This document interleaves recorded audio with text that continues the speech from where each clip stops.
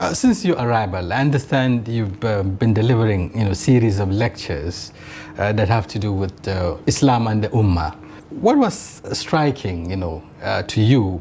I mean, so far, in terms of the delivery and in terms of the engagement with the Ummah, what was outstanding?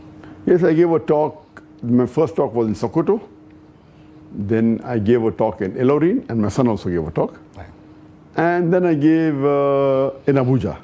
So basically I had 3 talks.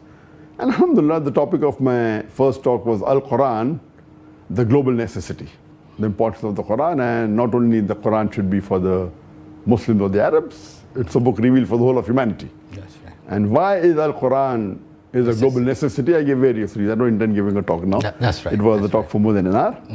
And my second talk was concept of God in major world religions. That was in Ilorin. Okay. And that again was a talk for more than 1 hour, 1 hour 10 minutes.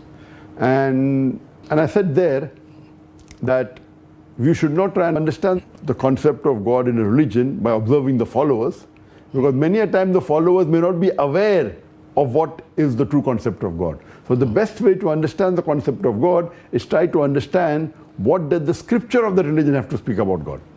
So if everyone goes back to the scripture, then the humanity will be united. Unfortunately, the scripture, which is the authentic scripture of that religion, all of them speak about one God. The oneness of God. Oneness of God, talking about Tawheed.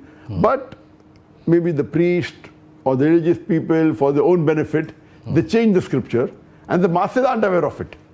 So I'm a student of comparative religion. My job is to tell the people about the scripture, and I quote, giving references. That's right. And once we go back to the scriptures, then humanity can be united. Right. My main purpose was to unite the humanity to the true concept of God.